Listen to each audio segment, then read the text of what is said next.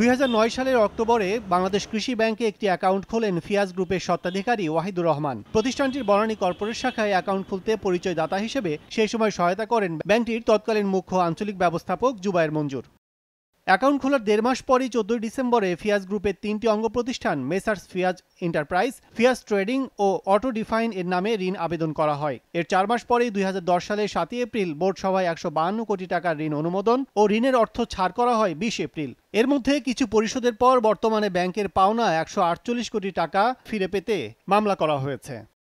মামলার বিবরণী বলছে, ঋণের বিপরীতে সম্পদ হিসেবে ওয়াহিদুর রহমান বন্ধক রাখেন রাজধানীর খিলগাঁও, হাজারীবাগ, বাইলজুরি, বড় আশুলিয়া ও বাসাইদের 5টি মৌজার জায়গার দলিল, যার সবগুলি ছিল নকল করা, এমনটাই জানান দুদকের আইনজীবী। ঋণ দেওয়ার ক্ষেত্রে শাখা কর্তৃক প্রস্তাবনাতে যে সমস্ত জায়গা এবং যে সমস্ত মর্টগেজের বিষয়ে বলা ছিল, পরবর্তী সময় পর্যালোচনা করে দেখা যায় যে এই মর্টগেজের দলিলগুলি তৃতীয় পক্ষ মালিক না। সেই সম্পত্তিগুলি ওনারা জাল দলিলের মাধ্যমে মর্টগেজ সম্পাদন করছেন।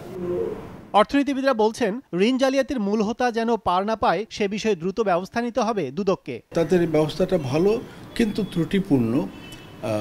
অনতিবিলম্বে ওই যিনি কি মূল হোতা যিনি, তাকে ধরে এটা পাবলিকলি দুদকের বলা উচিত যেন মূল লোককে ধরে ফেলেছে।